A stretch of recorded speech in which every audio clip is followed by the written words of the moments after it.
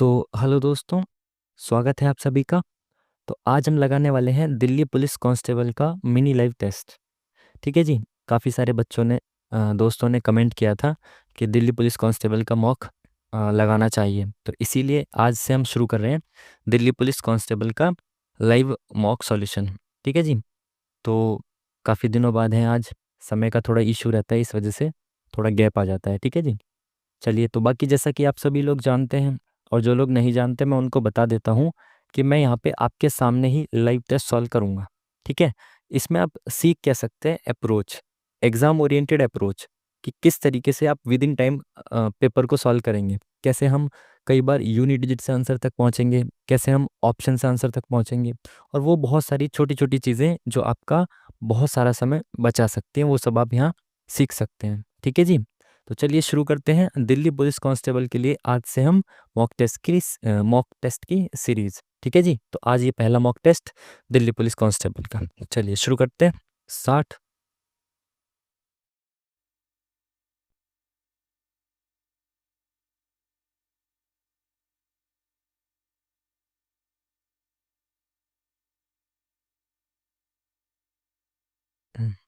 हो जा भाई, शुरू हो जा, क्या हो रहा है। चलिए, तो टेस्ट शुरू हो चुका है। तो भाई हम शुरू करेंगे मैथ्स के साथ। ठीक है। पहले मैथ्स करेंगे, उसके बाद रीजनिंग करेंगे, उसके बाद फिर जीके जीएस और कंप्यूटर। तो बाकी जैसा कि आप सभी लोग जानते हैं, मतलब जो लोग नहीं जानते उनको बता दें कि भाई जो दिल्ली पुलिस का एग्ज़ाम होता है उसमें 25 नंबर की रीजनिंग आती है, 15 नंबर की मैथ्स आती है, और 50 नंबर की आपकी जीएस आती है, और 10 नंबर का कंप्यूटर आता है। अब क्योंकि ये मिनी लाइव टेस्ट है तो इसीलिए इसमें हाफ क्वेश्चन है, 50 क्वेश्चन है, 50 मार्क्स के, जिसमें 5 शायद कंप्यूटर के होंगे और 25 जीके जीएस के होंगे, और रीजनिंग के शायद 25 में से 13, 12-13 होंगे, और ऐसे ही मैथ्स के 15 में से 7-8 होंगे। ठीक है। तो चलिए शुरू करते हैं। सबसे पहले मैं आपको ये बता देता हूँ, जैसे ही मेरा ये मार्कर आएगा ना, ये क्योंकि मेरा बहुत नकली सा सॉफ्टवेयर है, तो उस सॉफ्टवेयर के थ्रू जो मैं लाइव स्क्रीन पर मार्कर लाता हूँ तो वो स्क्रीन पॉज हो जाती है। इस वजह से ये टाइम आपको रुका हुआ दिखेगा। जैसे मार्कर आएगा ये टाइम रुक जाएगा। ठीक है। लेकिन ये बैक एंड में टाइम चल रहा है, क्योंकि इस मार्कर आएगा तो स्क्रीन पॉज होने के बाद आएगा, इस वजह से ये आपको दिख रहा है रुका हुआ। ठीक है। जैसे ही मैंने मार्कर हटाया ये टाइम देखो चल रहा था। ठीक है जी। तो आई होप कि आप इसको दूसरे तरीक़ों से ना लें, और बाकी तो आपकी इच्छा है, जिस मर्जी तरीके से लें। ठीक है जी। चलिए शुरू करते हैं। पहला क्वेश्चन क्या बोला इसने, 15 कलमों का लागत मूल्य 20 कलमों के विक्रय मूल्य के बराबर है, तो ज्ञात कीजिए कितने प्रतिशत की हानि होगी। कई बच्चे ना ये बोलते हैं कि भाई इंग्लिश में भी क्वेश्चन दिखा देना चाहिए, तो एक बार हम इंग्लिश में क्वेश्चन करेंगे। तो इंग्लिश वाले क्वेश्चन पढ़ लें, उसके बाद फिर हम हिंदी में, क्योंकि हिंदी का जो बेस है वो ज़्यादा है, मतलब बच्चे ज़्यादा होते हैं हिंदी के। ठीक है। तो मैं क्वेश्चन को दिखा दिया करूँगा इंग्लिश में एक बार। ठीक है जी। चलिए, तो 15 कलम है जिनका कॉस्ट प्राइस लागत मूल्य बराबर है 20 कलमों के विक्रय मूल्य के। ठीक है। तो अब देखो, इसको यहाँ से काट दो, 5 तिया 15 और 5 चौक 20। ठीक है। तो 3 CP बराबर 4 SP। तो इसके सामने, जिसके सामने जो होता है ऐसी सिचुएशन में, जिसके सामने जो होता है उसकी वैल्यू वही होती है। CP के सामने 4 है तो CP की वैल्यू 4 है। SP के सामने 3 है तो SP की वैल्यू 3 है। तो ये बोल रहा है कितने प्रतिशत की हानि होगी। कलर बदल दे, बदल दिया कलर। तो भाई CP कितना है 4, SP कितना है 3, तो 1 रुपए की हानि हुई। और हानि या लाभ हमेशा कॉस्ट प्राइस पे कैलकुलेट किए जाते हैं। तो 4 रुपए पे 1 रुपए की हानि, मतलब 1/4 बराबर 25%। ठीक है। इंटू 100 कर देंगे, 25% आ जाएगा। चलिए नेक्स्ट क्वेश्चन। किसी मिश्रण में दूध और जल का अनुपात इतना है, यदि मिश्रण में जल की तुलना दूध की मात्रा 3 लीटर अधिक है तो इसमें दूध की मात्रा कितनी होगी। लो भाई, एक बार इंग्लिश वाले जो हैं वो इंग्लिश में पढ़ सकते हैं क्वेश्चन को। ठीक है। चलिए हिंदी में सॉल्व करेंगे हम। बोल रहे हैं मिश्रण में मिल्क और वाटर का रेशियो जो है वो ये है। तो मिल्क और वाटर का रेशियो ये है। इसमें बोल रहा है जल की तुलना में दूध की मात्रा 3 लीटर अधिक है। तो दूध की मात्रा यहाँ पे कितने लीटर अधिक है। अगर मैं रेशियो में देखूँ तो एक रेशियो ज़्यादा है, लेकिन एक्चुअली में 3 लीटर अधिक है। तो एक रेशियो की वैल्यू 3 है ना। तो एक रेशियो की वैल्यू 3 है, तो पूछा गया इसने, तो दूध की मात्रा बतानी है। दूध क्या है, 3 यूनिट है। एक यूनिट की वैल्यू, एक रेशियो की वैल्यू 3 है, तो 3 यूनिट की कितनी होगी, 9 हो गई। Option number A is the correct answer. ठीक है जी। बेसिक सा क्वेश्चन। नेक्स्ट क्वेश्चन क्या बोल रहा है। मार्कर हटा देते हैं। PQR और एस किसी व्यवसाय में साझेदारी करते हैं। पी कुल पूंजी का 1/3, क्यू को 1/4, आर को कुल का 1/5, और शेष जो है वो एस को मिल जाता है। एंड में 6,000 रुपये का लाभ है, तो एस का शेयर कितना है ये बताना है। साझेदारी की है जिनमें से इतना इतना इतना इतना इनका अंश है टोटल का, और बाकी एस का है। एंड में 6,000 रुपये का लाभ हुआ। एक बार इंग्लिश में देख लो आप लोग, ठीक है। इंग्लिश वाले बच्चे इंग्लिश में क्वेश्चन पढ़ लें, उसके बाद फिर हिंदी में आ जाते हैं। देखो आप सभी को मैंने बताया, बार बार मैं बोलता हूँ हर मॉक में, कि जो इन्वेस्टमेंट और प्रॉफिट वाले क्वेश्चंस हैं, जिस रेशियो में इन्वेस्टमेंट होता है उसी रेशियो में आपको प्रॉफिट मिलता है, ठीक है। अब देखो इसमें मैं आपको बताता हूँ कैलकुलेशन कम करने का, कन्फ्यूजन से बचने का तरीका। जब भी क्वेश्चन में ऐसे दिया हो ना कि 1/3 है, 1/4 है, देख लेते हैं क्या क्या है। 1/3 है, 1/4 है, और 1/5 है, ठीक है। तो हम फ्रैक्शन से बचेंगे, पॉइंट से बचेंगे, इनका मल्टीप्लाई कर देंगे, एलसीएम ले लेंगे एक तरीके से, ठीक है।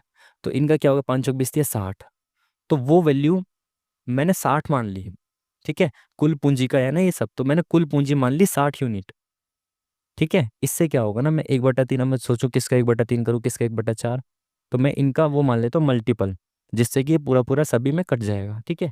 तो मैंने भाई 60 मान ली कुल पूंजी, ठीक है। कुल पूंजी होगी हमारी 60, ठीक है। पी क्यू आर एस, 4 लोग हैं, तो पी ने कुल पूंजी का 1/3 अंश किया, अंश दान किया, तो 1/3 इसका कितना हो जाएगा, 20 या 60, तो पी ने भाई 20 रुपये इन्वेस्ट किए। क्यू इसका 1/4, तो 15 चौका 60, 15, और आर ने इसका 1/5, तो 1/5 मतलब 12×5 = 60, तो आर ने 12 रुपये इन्वेस्ट किए, और शेष धनराशि एस की है। तो भाई टोटल मेरे पास 60 रुपये हैं, पी ने 20 कर दिए, इसने 15, तो टोटल कितने इन्वेस्ट हो चुके हैं अभी तक, 20, 30, 40 और 7, 47, 47 इन्वेस्ट हो चुके हैं। तो भाई 13 बचे, है ना, 50 और 10 60, तो 13 रुपये शेष जो बचे हुए थे वो एस ने कर दिए, ठीक है। एंड में इतने रुपए का लाभ मिला, और एस का शेयर कितना ये बताना है। तो हमने कहा ये वाला इन्वेस्टमेंट का है, तो यही वाला प्रॉफिट का रेशियो रहेगा, ये रेशियो आ गया ना। तो ये जब इन्वेस्टमेंट का रेशियो है तो प्रॉफिट का रेशियो भी यही रहेगा, जिस रेशियो में इन्वेस्टमेंट होता है उसी रेशियो में प्रॉफिट होता है, ठीक है जी। चलिए, तो भाई टोटल लाभ कितने का है, 60, 6,000 का, ठीक है। यहाँ पे इनकी टोटल वैल्यू कितनी है, 60, तो भाई 60 की वैल्यू हमने तो यही मान लिया ना कि इतने इतने का ही लाभ हुआ इन सबको, तो 60 की वैल्यू 6,000 दे रखी है, तो 1 यूनिट की वैल्यू कितनी है, 100, ठीक है ना। अगर मैं 60 को ऐसे हटा दूं तो 1 यूनिट की वैल्यू 100 है, सॉरी। तो 1 यूनिट की वैल्यू 100 है, तो पूछा क्या है, एस का शेयर, तो एस का शेयर है 13 unit, into 100, 1300। Option number 1 is the correct answer. I hope कि आप समझ पाए होंगे, बहुत आराम आराम से समझा रहा हूँ क्योंकि इसमें टाइम का कोई इशू एज सच नहीं है, ठीक है। चलिए, 2, 6, 9 और 7 का माध्य इतना है, तो सबसे बड़े और सबसे छोटे प्रेक्षणों का अंतर कितना होगा। एक बार इसको इंग्लिश में देख लो आप सभी लोग जो इंग्लिश वाले हैं, ठीक है जी। चलिए, इंग्लिश में देख लिया आपने, पढ़ते हैं सवाल को। 2, 6, 9 और 7 का माध्य है 5 है। 2, 7, 2, 6, 9 और 7 का माध्य 5 है। माध्य आपको पता है मीन होता है, मीन मतलब सबको जोड़ो, एवरेज एक टाइप का एवरेज होता है, तो सबको जोड़ेंगे तो 6, 2, 8, 9, 17, 20, 4, 24, और कितने, 1, 2, 3, 4, तो इनका तो एवरेज 6 होना चाहिए ना, तो 5 क्यों दे रखा है। इन पर इंग्लिश में देख लेते हैं इसको क्या बोल रहा है इसे। 6, ये इन्होंने, सॉरी, ये इन्होंने एक्स यहाँ पे दे रखा है, लेकिन यहाँ पे एक्स नहीं दे रखा ना। हाँ, तो इन्होंने इंग्लिश में ठीक टाइप कर रखा है क्वेश्चन को, हिंदी में ट्रांसलेशन का एरर कर रखा है, तो इसको इंग्लिश में ही देख लेते हैं एक बार, है ना। इसने का मीन जो है ना वो इनका 5 है, तो अभी हमने बताया कि सबको जोड़ के अपॉन जितनी संख्या है उतना, मतलब एवरेज होता है मीन, तो इन सबको जोड़ेंगे तो कितना आएगा, 8, 9, 17 और 20, 4, 24 plus x, 24 plus x upon में कितनी संख्या होगी, 1, 2, 3, 4, 5, तो ये करते हैं तो इनका मीन आ जाता है 5। तो भाई ऊपर क्या होना चाहिए, 25 होना चाहिए ना, जब भी तो 5 से काटूंगा 5 पंजे 25 आएगा, तो यहाँ से मुझे सिंपल पता चल रहा है कि एक्स की वैल्यू 1 होनी चाहिए, है ना। तो एक्स की वैल्यू 1 आ गई। इसने पूछा क्या, डिफरेंस बिटवीन लार्जेस्ट और स्मॉलेस्ट ऑब्जर्वेशंस, तो लार्जेस्ट कौन सी इसमें 9 दिख रही है, और स्मॉलेस्ट अभी 1 आई है, तो 9 में से 1 गया, इनका डिफरेंस कितना आ गया, 8, ठीक है जी। तो option number D is the correct answer, ठीक है। तो भाई इसमें तो इंग्लिश हिंदी दोनों सेम ही है, पी का मान बताना है। चलिए, रेड कलर ले लेते हैं, ठीक है। पी का मान बताना है, इनकी वैल्यू दे रखी है, आपको पता है बोर्ड मास के रूल के अकॉर्डिंग सबसे अंदर का ब्रैकेट सबसे पहले, फिर उसके बाहर का, फिर उसके बाहर का, ऐसे चलना होता है। सबसे अंदर वाले ब्रैकेट को सबसे पहले टैकल करना है आपको। ठीक है जी। तो ये कितना आ जाएगा यहाँ से, माइनस प्लस माइनस, ठीक है, 37 माइनस, और यहाँ पे कुछ नहीं है तो प्लस होगा, plus minus minus, minus minus plus P. ठीक है, ये ब्रैकेट खुल गया। अब यहाँ से देखो, माइनस है तो प्लस माइनस माइनस, 28 है नहीं, 28 माइनस प्लस माइनस 37। अभी देखो ये माइनस और ये माइनस कितना हो गया, यहाँ पे देखो, यहाँ पे ये माइनस प्लस हो गया, तो प्लस 15, ये प्लस है ये माइनस है तो माइनस पी। ठीक है, अब ये एक और ब्रैकेट है, ये वाला माइनस है, तो यहाँ से फिर से साइन सारे उल्टे हो जाएंगे। 45 प्लस की जगह minus, minus minus plus 37, plus minus minus 15, और माइनस माइनस प्लस पी बराबर 58। ठीक है जी। तो चलिए जोड़िए जोड़ना इनको, कितना है, 4 3 7 8 और 2 82, है ना। 82 माइनस ये कितना हो गया, 28, 30 40 3 43, माइनस का 43, है ना। माइनस माइनस के जुड़ जाते हैं और प्लस प्लस के जुड़ जाते हैं। ठीक है जी। Plus P equal to 58। अब इसमें से इसको घटाएंगे, कितना बचेगा, घटाइए इसमें से इसको, कितना बचेगा भाई, 43 को घटाएंगे तो कितना बचा, 12 में से 3 गया 9, और 7 में से 4 गया 3। ठीक है, 39 बचा यहाँ पे प्लस का, जो कि इधर जाएगा तो माइनस हो जाएगा 39। ठीक है, तो 18 में से 9 गया 9, और 4 में से 3 गया 1, तो पी की वैल्यू कितनी आ गई, 19। ठीक है ना, सब कुछ सही किया ना आपने। देखो एक बार कलर बदल देते हैं, इन प्लस प्लस को जोड़ा, माइनस माइनस को जोड़ा, तो ये आया था 82 माइनस 43 प्लस पी। इसमें से इसको घटाया तो कितना है, 39, 39 प्लस पी, तो यहाँ से प्लस में है, ये इधर जाएगा तो माइनस में हो जाएगा, तो इसमें से इसको घटाया 19 बचा, तो पी की वैल्यू कितनी आ गई, 19। Option number D is the correct answer. ठीक है जी। चलिए नेक्स्ट क्वेश्चन क्या बोल रहा है, एक आदमी ने 15% वार्षिक चक्रवृद्धि ब्याज पर इतने रुपए उधार लिए, प्रत्येक वर्ष के अंत में वह इतने रुपए का भुगतान आंशिक पुनर्भुगतान के रूप में करता है, 3 ऐसी किश्त के बाद वह कितना अभी भी बकाया है। तो भाई इंस्टॉलमेंट का क्वेश्चन आ गया, इंग्लिश वाले देख लो पहले इंग्लिश में क्वेश्चन। ठीक है, पढ़ लो इंग्लिश में, सॉरी, पढ़ लिया इंग्लिश में क्वेश्चन। अब हिंदी में ही करते हैं इसको टैकल। देखो भाई इंस्टॉलमेंट के क्वेश्चन में क्या बोला है इसने, 15% का सीआई का रेट है। ठीक है, इतने रुपए उसने लिए उधार, हर साल के एंड में वो इतने रुपए चुका देता है, तो 3 ऐसी किस्त इसने चुका दी 2,500 रुपए की 3 महीने में। अब उसको कितना रुपए बकाया रह गया ये बताना है। देखो सिंपल तरीके से समझो, पहले साल का क्या सीन है भाई, 15,400 रुपये है। इस पे ब्याज कितना लगेगा, 15% का। 15% मतलब कितना होता है, बहुत बेसिक से समझा रहा हूँ अभी, बिल्कुल भी कुछ भी चीज़ें मैं इन क्वेश्चन में भी आपको नहीं करने वाला इधर से उधर, ये समझ में आना जरूरी है ना। तो मैंने कहा 15% की वैल्यू क्या होती है, 15/100, तो 5 × 15, 5 × 10, 0। तो इसका 3/20 निकालना है मुझे, है ना, 15%। तो ये 0 से ये 0 खत्म, इस 2 से इसको काटेंगे कितना, 2×7=14, 2×7=14, 0। तो 3 से मल्टीप्लाई कर रहे हैं ना यहाँ पे, तो 0, 3×7=21, 22, 23। तो भाई इतने रुपए का उसको ब्याज चुकाना पड़ेगा, और राशि कितनी थी, 15,400।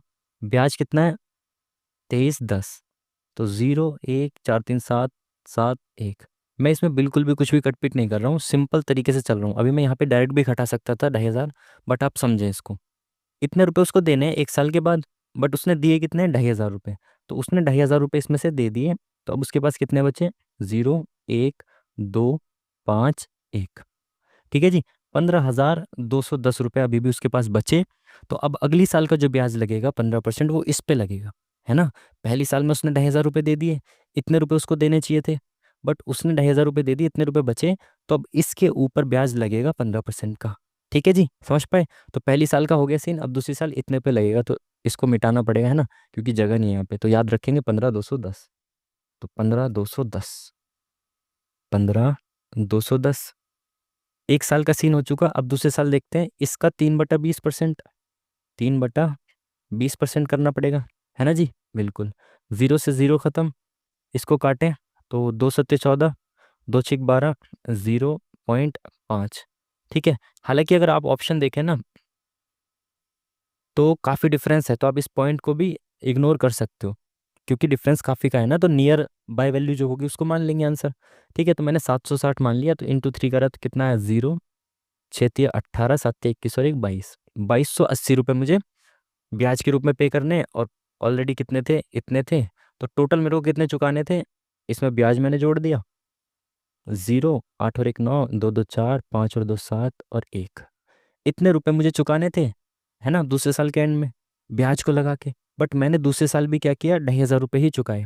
ये कह रहा है 3 किस्त देगा वो, इतने 2,500 की, तो दूसरे महीने भी उसने भाई 2,500 रुपये दे दिए।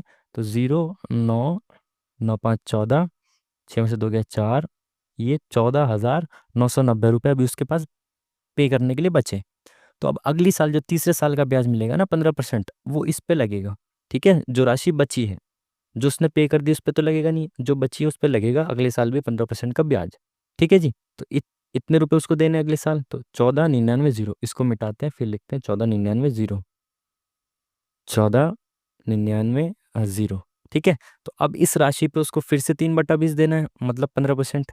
तो 0 से ये 0 खत्म, 2 सत्ते 14, 2 चौक 8, और यहाँ पे क्या है, 18, 19 बच गया ना, दो नीम 18 और 0.5, तो इसको 750 ही मान लेता हूँ ना, डायरेक्ट 750 मान लेता हूँ, अप्रोक्स में चल रहा हूँ। तो 0, 3 पंजे 15, 3 सत्ते 21 और 1 22, तो 2,250 रुपये का ब्याज। कितना था ये, 90, 990, और 2,250 रुपये का मुझे ब्याज दे देना है।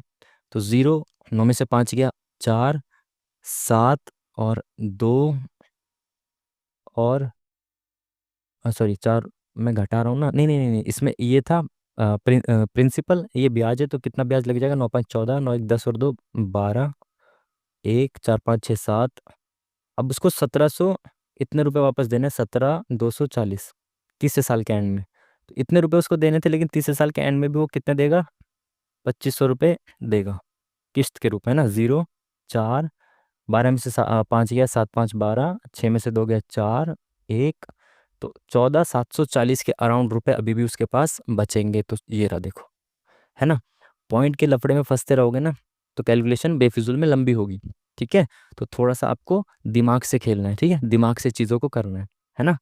तो हमने पॉइंट का खेल खत्म किया, अप्रॉक्स मानते चले गए, क्योंकि इनके बीच में डिफरेंस बहुत ज़्यादा है। इसमें देखो ये कितने का है, लगभग 130 का डिफरेंस है, इसमें 150 के आसपास का डिफरेंस, तो काफ़ी डिफरेंस है बीच में। ठीक है, तो इसमें 0.225 का एरर आया बस, समझ पाए।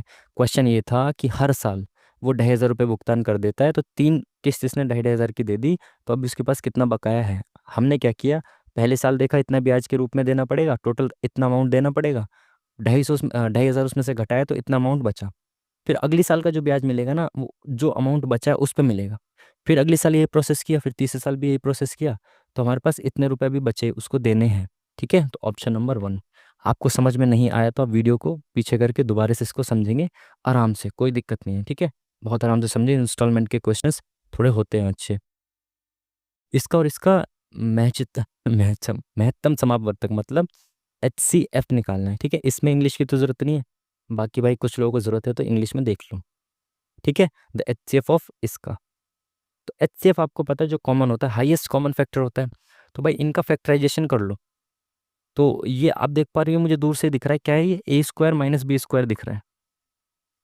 तो इसको आप लिख सकते हो A² - B² मतलब 9 जो है 3 का स्क्वायर है, तो A² - B² बराबर होता है A+B A-B, ये होता है ना, A+B A-B।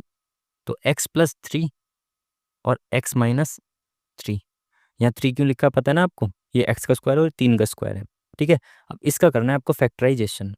आपने बचपन से पढ़ा होगा, एक बार कलर बदल देते हैं, कि इसको और इसको मल्टीप्लाई करें, इसको और इसको मल्टीप्लाई करने के बाद जो आता है वो इसको तोड़ें ऐसा दो में, कि मल्टीप्लाई करें तो ये आए और प्लस करें तो बीच वाला आए। समझ पाए, जैसे मैं यहीं पे लिख देता हूँ, बहुत आराम से समझाता हूँ, कोई दिक्कत नहीं है। +2x - 15, आप इससे इसको मल्टीप्लाई करेंगे तो 15x² आएगा। तो 15x² को इस तरीके से तोड़ना है कि प्लस करें तो 2x आना चाहिए, जैसे मैं x² लिखा, प्लस 5×3 = 15 होता है, तो अगर मैं लिखूं 5x - 3x, तो अब मैं इनको जोड़ूंगा तो आएगा 2x, और मल्टीप्लाई करूंगा तो आएगा 15x²। ठीक है, यही करना होता है बस। अब इसका फैक्टर कर दो, तो x कॉमन हो गया, x बाहर आया, x + 5, ठीक है जी। यहाँ पे क्या लेंगे कॉमन, 3 कॉमन ले लें माइनस का। ठीक है, तो एक्स और प्लस, नहीं माइनस 3 पंजे 15। ठीक है जी, माइनस का 3x माइनस, सॉरी प्लस आएगा ना यहाँ पे, तो माइनस है ना, माइनस प्लस माइनस। ठीक है, तो ये आ गया। अब इसके फैक्टर क्या हो गए, एक तो ये फैक्टर है जो कॉमन आता है, तो x+5 एक फैक्टर ये हो गया इसका, और एक फैक्टर हो गया x-3। तो हाईएस्ट कॉमन फैक्टर इन दोनों में कॉमन क्या है, देखो यहाँ पे भी x-3 है, यहाँ पे भी x-3 है, तो हाईएस्ट कॉमन फैक्टर x-3 हो गया। यही तो करना होता है बस, और कुछ नहीं है। ठीक है, तो मैथ्स के सवाल इन्होंने इतने ही दिए हैं, रीजनिंग के कितने दिए हैं, 13। चलिए इसमें रीजनिंग के क्वेश्चंस देखते हैं हम। इजी, अलग अलग युग्म को चुनना है, उस संख्या मतलब ऑड वन आउट छांटना है। ठीक है, अगर इसमें भी आपको इंग्लिश देखनी है तो इंग्लिश देख लो भाई। ठीक है, ऑड वन आउट छांटना होता है इसमें। तो भाई देखो, सबसे पहले इनको काउंट करके देखो। 4 2 6 9 6 15 बिल्कुल सही। 11 11 22 बिल्कुल सही। 6 7 8 9 ये नहीं है 9। 8 और 2 10 बिल्कुल सही। देख रहे हो आप, ये आपकी अप्रोच होनी चाहिए कि आपको पता होना चाहिए सबसे पहले मुझे करना क्या है। लॉजिक तो इसमें 8 10 लगा दोगे आप, लेकिन सबसे पहले क्या लगाना है आपको, ठीक है। सबसे पहले इनका सम करके देखना होता है, फिर स्क्वायर प्लस माइनस और मल्टीपल चेक करना है, ठीक है। तो ये वाला जो है इसका सम नहीं दे रखा, बाकी सब में इसका सम दे रखा है डिजिट्स का। ठीक है जी, चलिए नेक्स्ट क्वेश्चन की तरफ चलते हैं। क्या बोल रहे हैं, कल सोमवार था तो आज से इतने दिन बाद सप्ताह का कौन सा दिन होगा। बहुत इजी क्वेश्चन, इंग्लिश में भी देख लो भाई, इंग्लिश वालों की शिकायत दूर करनी है। ठीक है, चलिए हिंदी में देखते हैं, अब इसको सॉल्व करते हैं। कल सोमवार था तो आज से इतने दिन बाद कौन सा दिन होगा। तो भाई कल सोमवार था तो आज मैं देख लूँ क्या है, मंगलवार। ठीक है, मेरी राइटिंग इतनी गंदी नहीं है, लेकिन ये माउस से लिखते हैं तो इसलिए इतनी गंदी आती है। ठीक है, तो आज से 89 दिन बाद कौन सा होगा। मुझे पता है कि आज से 7 दिन बाद, 7 दिन, हर 7 दिन बाद मंगलवार ही पड़ेगा, एक हफ्ते में 7 दिन होते हैं। तो मैं इसको 7 से काटता हूँ तो कितना होता है, 7 एकम 7, 7 दूनी 14 और 5 बचा। तो भाई 12 हफ्ते तो सेम बीत गए। ठीक है, 12 हफ्ते बाद मंगलवार था। आप समझो बात को कि हर 7 दिन बाद मंगल ही आएगा, है ना। हफ्ते में 7 दिन होते, तो हर 7 दिन बाद, 7 दिन बाद, 7 दिन बाद, तो ऐसे 12, इसमें 7 दिन थे, 12 हफ्ते थे। तो मैंने हटा दिया कि भाई हाँ मंगलवार तो आ गया 12वें हफ्ते। ठीक है, 84वें दिन मंगलवार था। अब बचे कितने, 5 दिन बचे, एक्स्ट्रा 5 दिन बचे। तो इन 5 दिन में आगे बढ़ो, 1 2 3 4 5। मंगल था, बुध, बृहस्पति, शुक्र, शनि, इतवार, यानी कि रविवार। तो 89 दिन बाद है रविवार। आप समझ पाए, नहीं समझ पाए तो वीडियो को दोबारा देखिएगा, समझ जाएंगे आप। ठीक है, कलर बदल देते हैं इसका। ठीक है, इन सवालों में आपको क्या करना होता है भाई, देखो पहली ऐसे सीरीज है ये, इस सीरीज को देखना है और फिर दूसरी सीरीज को देखना है और फिर तीसरी सीरीज को देखना है, ऐसे करना होता है। ठीक है, तो वाई से एच का क्या लिंक है, प्लस माइनस करो, तो 8 और 1 9 +9। ठीक है, और एच से क्यू पे जाएंगे तो 8 और 17, 8 और 9 17, बिल्कुल 9 प्लस कर दिया, और 17 और 9 26, तो +9 कर दिया। अब इसमें जेड में +9 करेंगे तो आई आता है 9 पे। तो सबसे पहले आई आएगा, तो ये नहीं हो सकता ऑप्शन, ये नहीं हो सकता, है ना, पहले तो आई आना चाहिए। तो मैंने 2 ऑप्शन एलिमिनेट कर दिए। ठीक है, अब जेड से डी पे जाना है। ठीक है, ऐसे इनकी सीरीज देखनी है, तो जेड से डी पर +4, बिल्कुल, और 4 और 4 8 +4, बिल्कुल, 8 और 4 12, बिल्कुल सही, +4, और 12 और 4 कितना होता है, 16, तो 16 किस पे आता है, क्यू से पहले पी, तो पी आएगा ऑप्शन इसी में, ये पी इसमें है ही नहीं, तो ये भी खत्म, आगे का चेक ही नहीं करना। समझ पाए आप बात को, इस तरीके से इसको आप, इन सवालों को आपको सॉल्व करना होता है। चलिए, +10, बिल्कुल सही। यहाँ पे कितना है, +20, बिल्कुल सही। यहाँ पे +40 कर दिया, बिल्कुल सही। यहाँ पे 80 कर दिया ना, 8 दूनी 16, बिल्कुल, +80। क्या सीरीज बन रही है, 10 20, 20 दूनी 40 दूनी 80, 80 दूनी 160। हर बार पहले का डबल करके जोड़ता जा रहा है। ठीक है, तो इसका 80 जोड़ा लास्ट में, यहाँ पे 80 का डबल 160, 160 इसमें जोड़ेंगे तो 16 दूनी 32 और 1 32, और 5 325, ये ठीक है। समझ पाए बात को। चलिए नेक्स्ट क्वेश्चन, इंग्लिश में पढ़ लो भाई ठीक है, अगर मैं भूल जा रहा हूँ 1 2 क्वेश्चन तो पढ़ लेना, ठीक है। क्या बोला इसने, ऑड वन आउट छाटना है इन चारों में से, है ना, ये तो बोल रहा है, बाकी से अलग है। तो इन चारों में से ऑड वन आउट छाटना है आपको। तो देखो भाई, इस सवाल में सबसे पहले आपको क्या करना है, देखो लाइन देखो, पहले लाइन कितनी है, 1 2 3 4, इसमें 4 लाइन्स हैं मिनिमम, इसमें 1 2 3 लाइन्स हैं, इसमें 1 2 3, ये पूरी एक लाइन मान लो इसको, है ना, मान ले 1 2 3 4, या फिर 4 और 5, 4 हो सकती है या 5 हो सकती है। अगर मैं इसको एक लाइन मानता हूँ पूरा 1 2 3, तो 4 लाइन हो गई, और अलग अलग मानता हूँ 1 2 3 4 5 हो गई। ठीक है, क्या पता ऐसे हो 3 4 5 6 ऐसे सीक्वेंस हो, 1 2 3 4 इसमें दे रखी है, इट मीन्स कि इसमें मिनिमम 4 लाइन है, तो इसमें भी 4 लाइन है, इसमें भी 4 लाइन है, इसमें 4 है, इसमें 3 लाइन है। समझ पा रहे हो? तो ऐसी आकृतियों में ये लॉजिक भी लगाना है। मैं इसको कैसे एकदम से क्लिक कर पा रहा हूँ, क्योंकि ये क्वेश्चंस, इस तरह के क्वेश्चंस मैंने पहले देखे, तो मैं काफ़ी टाइम लिया था मैंने, बट क्योंकि मैंने वो कर लिए, तो उसके बाद मैं इन क्वेश्चंस में दिमाग में रखता हूँ कि हाँ भाई, इस तरह की चीज़ें भी लगती हैं। ठीक है, तो ऐसे अगर डायग्राम दिया हो तो आई थिंक RWA का मॉक लगाया था, जब हम पहले मॉक लगा रहे थे तो उसमें ABCD करके ऐसे ही आया था, तो उसमें भी यही लॉजिक था कि इसमें मिनिमम लाइंस कितनी यूज़ की गई हैं। ठीक है, तो option number B is the correct answer. ठीक है, यही मॉक का फ़ायदा होता है कि आप जितने ज़्यादा मॉक लगा लेंगे, तो आप आगे उन गलतियों को नहीं करेंगे जो अभी करते हैं आप। ठीक है, एक महिला की ओर इशारा करते हुए राजेश ने कहा, इन सवालों में ना कंफ्यूज मत हो, सीधा देखो। राजेश ने कहा उसके नाना की इकलौती, तो मैंने कहा वो, ये वो है जिसके बारे में बोल रहा हूँ। महिला की ओर इशारा करा तो ये महिला है। उसके नाना तो यानी उसकी मम्मी होगी, और मम्मी के पापा होंगे, वही तो नाना होते हैं, बिल्कुल। उसके नाना की इकलौती बेटी, उसके नाना की इकलौती बेटी ये मेरी पत्नी है, तो मेरी पत्नी है ये, तो मैं हूं ये। ठीक है, उसके नाना की इकलौती बेटी मेरी पत्नी है। महिला की ओर इशारा करा था तो महिला ये थी वो। राजेश ने किया था तो राजेश मैं था। तो राजेश का महिला से क्या संबंध है, तो भाई मेरी पत्नी की बेटी कौन होगी, मेरी बेटी होगी, तो राजेश उससे किस तरीके से रिलेटेड हुआ, पिता हुआ उसका। सिंपल। इसमें ना दिमाग में सोचने लगते हैं कुछ बच्चे कि अच्छा ये होगा वो होगा, नहीं, लिखो सीधा, बेफिजूल में टाइम खराब नहीं करना। ठीक है, इसका क्या लिंक लग रहा है, 15 × 45 + 2 19 × 57 + 2 बताओ। ऐसे भी क्वेश्चंस हैं। ठीक है जी, चलिए नेक्स्ट क्वेश्चन। आगे क्या आएगा आकृति में ये बताना है।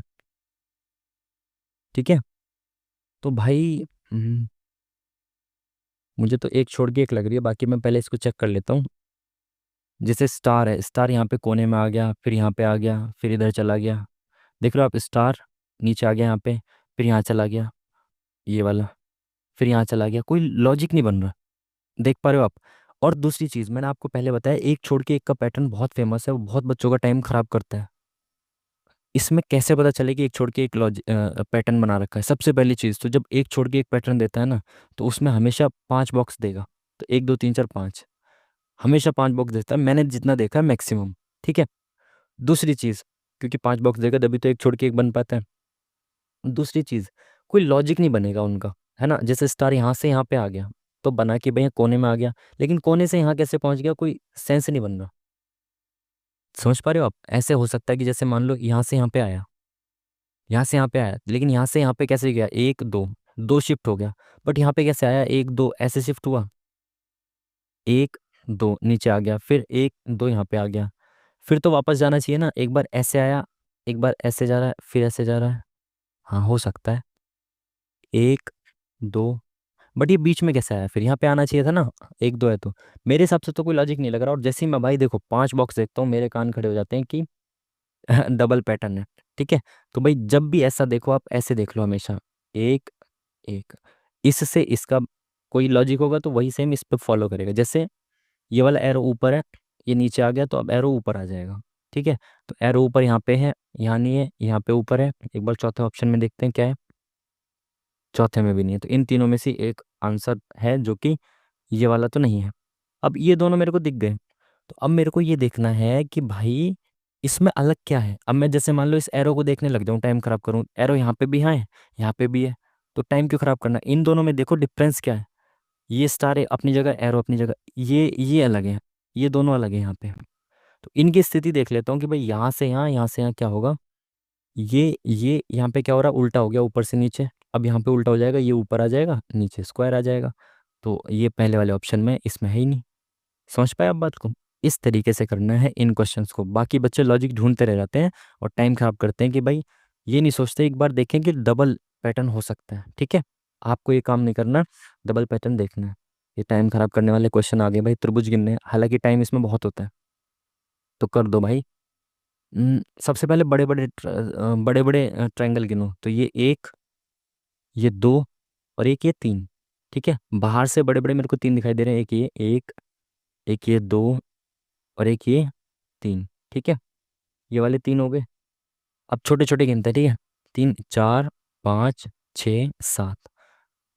आधे कर रहे हैं तो ये आठ, ये नौ, और यहाँ से आधे कर रहे हैं तो ये 10, ये 11। ठीक है, एक, दो, तीन, चार, पाँच, छः, सात, आठ, नौ, 10, 11, 12, 13, 14। ये वाला एक 15, ये वाला 15, एक ये वाला 16। और कहीं तो दिख नहीं रहा ना ट्रायंगल, नहीं 16 ऑप्शन में है भी। तो आई थिंक एक बार मैं जल्दी जल्दी से और काउंट करके देख लेता हूँ। एक, दो, तीन, तीन के बाद चार, पाँच, छः, सात, आठ, नौ, 10, 11, 12, 13, 14, 15, 16। और तो कुछ दिख नहीं रहा। आई थिंक यही होगा। अगर गलत हो जाएगा तो भाई देख लेंगे इसको। ठीक है जी, चलिए। क्या बोल रहा है इसने? मोड़ने पर, इसको इंग्लिश में देख लो भाई। ठीक है, चलिए हिंदी में ले लेते हैं सवाल को। आकृति को मोड़ने पर निम्नलिखित में से कौन सा घन बनाया जा सकता है? देखो, आकृति को मोड़ने पर जो भी घन बनेगा, उसमें जो अपोजिट साइड्स हैं वो एक सतह पर नहीं दिखनी चाहिए। एक छोड़ के एक अपोजिट होती है खुले वाले घन की। तो एफ के अपोजिट सी आएगा, ए के अपोजिट डी आएगा, और ई के अपोजिट बी आएगा। तो हमें ये देखना है कि भाई अपोजिट साइड्स तो एक साइड पे नहीं दिख रही ना। जैसे ए के अपोजिट क्या है? डी, तो दिख रहा है नहीं। एफ के अपोजिट क्या है? सी, दिख रहा है नहीं। और बी के अपोजिट क्या है? ई, दिख रहा है नहीं। तो यही वाला बनेगा। बाकी आप देख लो, चाहे चेक करना चाहते हो दूसरे वाले में देख लो। यहाँ पे क्या है? ई सी बी है, तो सी के अपोजिट क्या है? देखो, सी के अपोजिट क्या है? दिख जाए भाई, सी के अपोजिट एफ है, तो यहाँ नहीं दे रखा। ई के अपोजिट क्या है? बी है, तो ई के अपोजिट बी है, लेकिन यहाँ ई और बी एक साथ दे रखा है। हमने कहा अपोजिट्स जो है वो एक सरफेस पे एक साथ नहीं दिखते। ठीक है, अब तीसरे वाले में देखो, ए डी एफ है, तो ए के अपोजिट क्या है? ए के अपोजिट डी है, और यहाँ पे ए और डी एक साथ दे रखे हैं। समझ पा रहे हो आप? हो ही नहीं सकता, ये बन ही नहीं सकता। यहाँ पे क्या? एफ सी ई, एफ के अपोजिट क्या है? देखो, एफ के अपोजिट सी है, और यहाँ पे एफ और सी एक साथ दे रखे हैं। सिंपल। ठीक है, तो खुले घन से बंद घन जो बनता है उसमें अपोजिट वाले एक साइड पर नहीं दिखने चाहिए। तो इसमें क्या होगा भाई? देखो, ऐसे होगा, तो ये तो है ही नहीं, ऐसे ये है, और ये भी दिख रहा है, यही होगा। और देखो, तीसरा वाला भी नहीं है, चौथा वाला भी नहीं है। सिंपल, बहुत सिंपल है। ठीक है, चलिए इस सवाल को देखते हैं क्या बोल रहे हैं। एक्स से डी पर, देखो ये डीपी मेरे को यहाँ दिख रहा है, तो मैंने जैसे ही मेरे को यहाँ पे पीडी दिखा ना, ये वाला डीपी, तो मैंने देखा एक्स भी है, जे ओ ए भी है। तो इसने इसको ही शफल करके लिखा हुआ है। आई थिंक देख पा रहे हो आप? डीपी एक्स को इसने एक्स पी डी लिख दिया, यहाँ से ऐसे शफल कर दिया उल्टा, और यहाँ से ऐसे शफल करके लिख रहा है जे ओ ए। देख पाए आप? तो यही चीज़ आपकी प्रेजेंस ऑफ माइंड काम करनी चाहिए, और जब काम करती है जब आप प्रैक्टिस बहुत ज़्यादा करते हो। ठीक है, तो ये क्या है? टी एच बी, तो इसको उल्टा यहाँ से लिखेंगे, तीन तीन अक्षरों से उल्टा कर देंगे बी एच टी, यहाँ से उल्टा कर देंगे सी यू आर। तो यहाँ पे भी तीन तीन के पेयर डिवाइड करेंगे, और अब लिखेंगे एल आई जी। तो एल आई जी यहाँ पे है, यहाँ नहीं है, यहाँ नहीं है, और यहाँ पे भी नहीं, एक ही में है एल आई जी। बाकी देखो एम जेड डी आएगा, एम जेड डी भी है। खत्म काम, टाइम खराब ही नहीं करना बेफिजूल में। चलिए, इसमें देखना भाई, इसमें क्या है, लॉजिक चेक करो। यहाँ पे क्या आएगा? तो भाई यहाँ पे तो इन्होंने हमें हिंट भी नहीं दे रखी, क्योंकि कई बार क्या होता है, दो छोटी संख्या होती है, एक बड़ी संख्या होती है, तो हम पहचान जाते हैं कि छोटी से बड़ी संख्या बनेगी। अब हमें देखो, ऐसे भी चेक करना पड़ेगा लॉजिक, और ऐसे भी चेक करना पड़ेगा। तो एक बार ऐसे खड़ा खड़ा लॉजिक चेक करते हैं। सबसे पहले क्या करेंगे? इन दोनों से इस तीसरी को बनाने की कोशिश करेंगे, फिर इन दोनों से इस तीसरी को, और फिर इन दोनों से बीच वाली का लॉजिक देखने की कोशिश करेंगे। है ना, कोई भी चीज़ छोड़नी नहीं है। पहले तो तीनों को सम करके देखते हैं कितना आ रहा है। 7 3 10, और 2 12, 2 1 4 5, 2 7 3 10, 102 आया। इसका आ रहा है कि 102 8 8 16, 24 और 1 25, 1 3 और 1 4 5 6 3 9। इनका नहीं आ रहा, इसका 102 195 अलग अलग आ रहा है। अब लेट्स सी, इन दोनों से तीसरा बनाने की कोशिश करते हैं। 4 और 2 6, 65, 65 का आधा वाधा भी नहीं है, तो 37 और 65 का आई थिंक कोई लिंक नहीं लग रहा।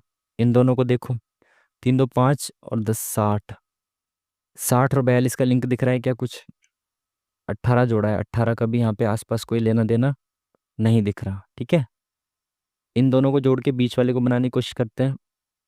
4 3 7 7 9 से 23 का लिंक लग रहा है कि बिल्कुल लग तो रहा है। 23 × 3, 3 3 9, 3 दूनी 6, 69 में प्लस 79 कर दिया।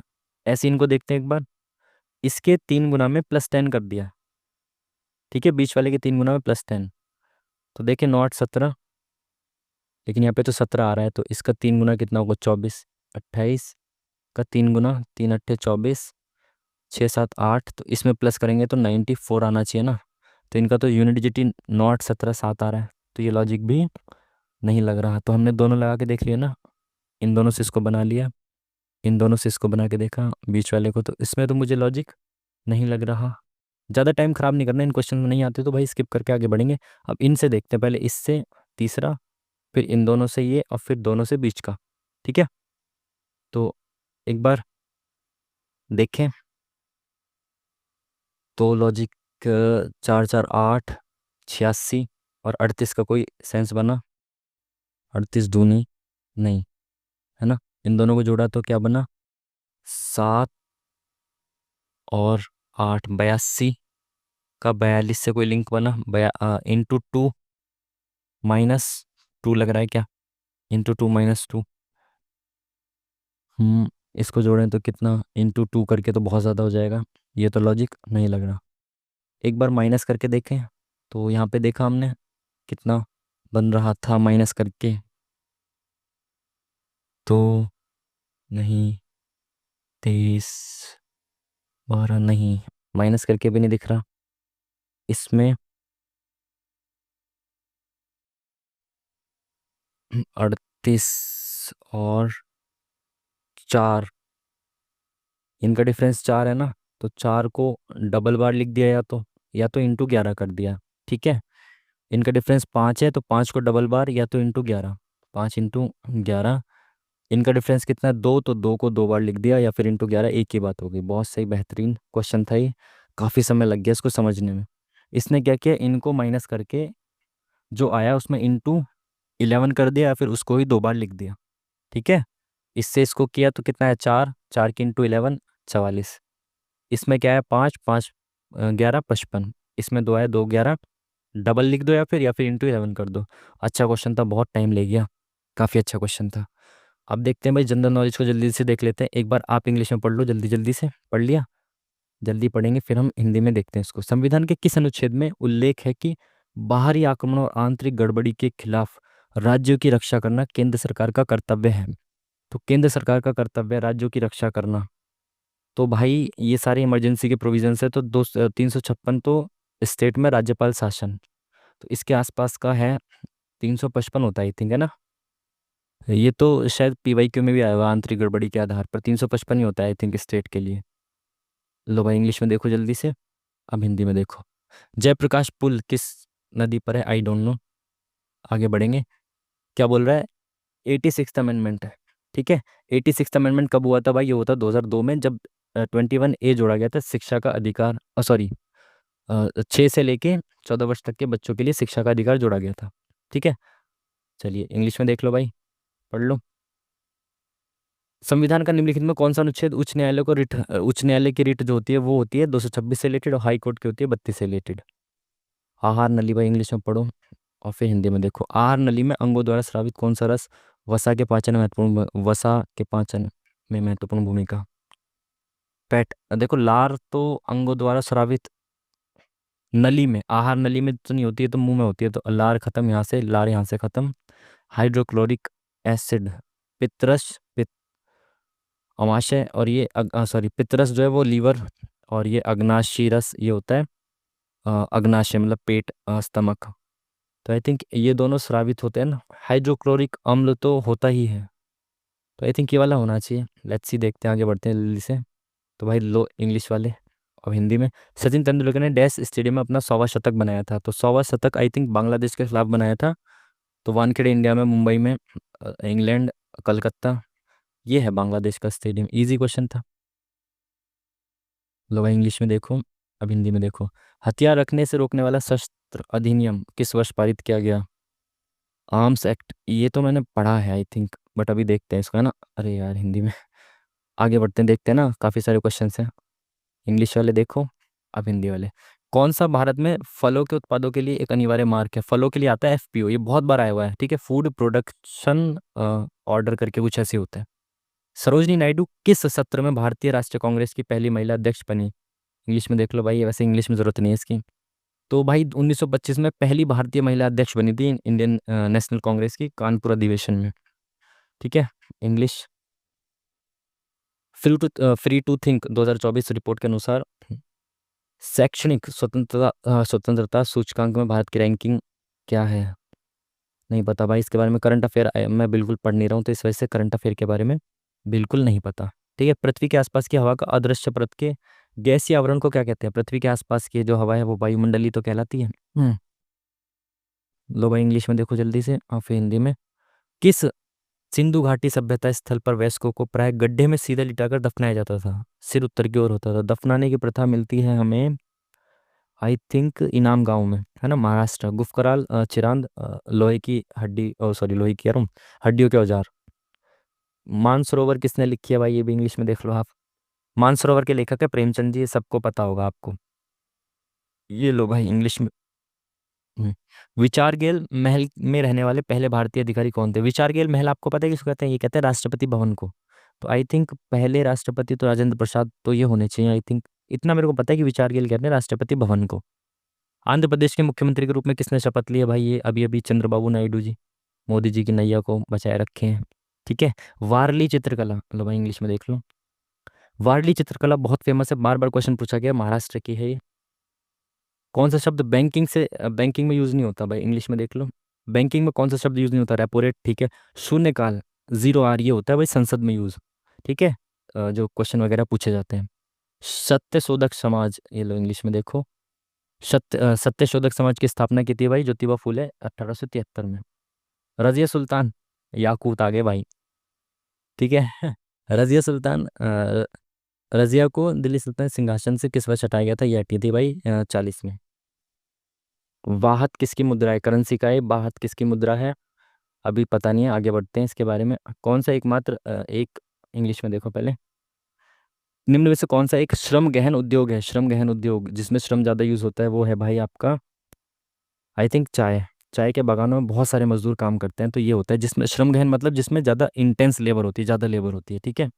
इंग्लिश में पढ़ो, पॉज करके देख लेना। इसको देखते हैं। ऊष्मा स्थानांतरण के निम्नलिखित में से किस तरीके के लिए किसी माध्यम की आवश्यकता नहीं होती? है ना, एनर्जी ट्रांसफर के लिए कौन सा है ये? विकिरण और चालन दोनों। चालन, संवहन और विकिरण, इसको हमें भी इंग्लिश में देखना पड़ेगा। रेडिएशन और कंडक्शन। आई थिंक रेडिएशन में क्या होता है? शायद इलेक्ट्रोमैग्नेटिक वेव्स के थ्रू होता है, तो इसमें कोई मीडियम की जरूरत नहीं होती जहाँ तक मैंने पढ़ा है। आई थिंक रेडिएशन खाली होना चाहिए, कंडक्शन में तो ज़रूरत होती है, तो आई थिंक रेडिएशन होना चाहिए। Let's see. इंग्लिश में देख लिया भाई, हिंदी में देखो। बाबर ने इब्राहिम लोदी को कहाँ पे हराया था? 1526, पहला पानीपत का युद्ध। ये तो बहुत इजी क्वेश्चन कर दिया इन्होंने। क्या है भाई ये? इंग्लिश में देखो, हिंदी में देखो।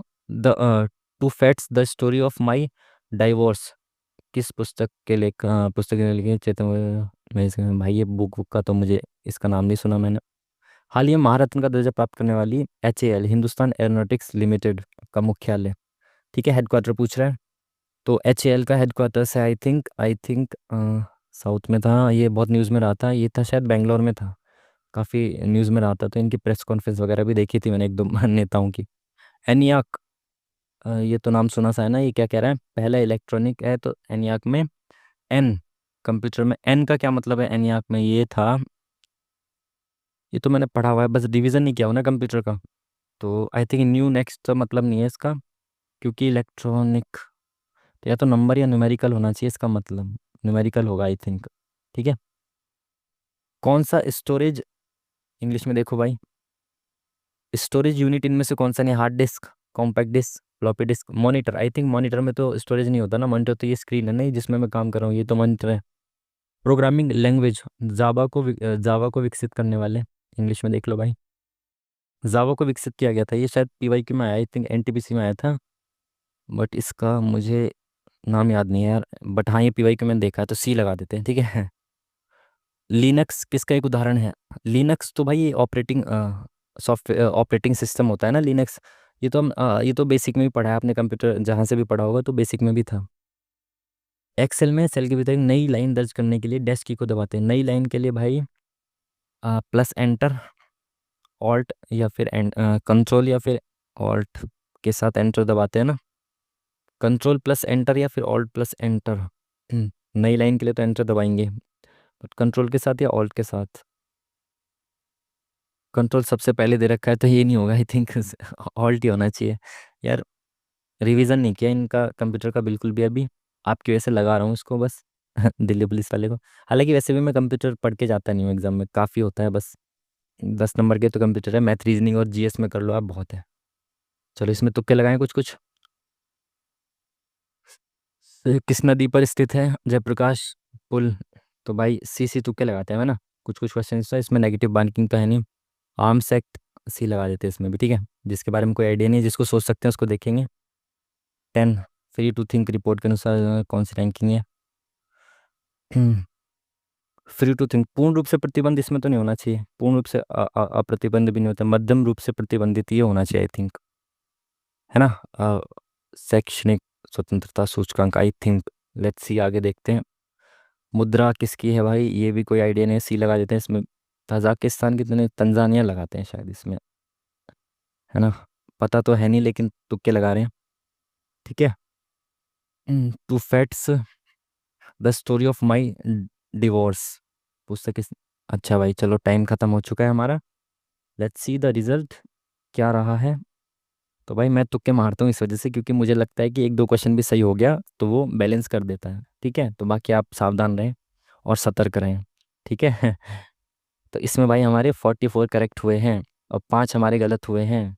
शायद तुक्के सारे गलत हो गए आई थिंक, जितने भी तुक्के मारे हैं। लेट्स सी, जब भी इसका रिजल्ट आएगा वो देख लेंगे। 5 हमारे गलत हुए हैं भाई, 44 इसमें हमने करेक्ट किए हैं। एक हमने छोड़ा भी है शायद, अभी जो लास्ट वाला जो छूट गया तुक्के मारने से वो हमने छोड़ा है।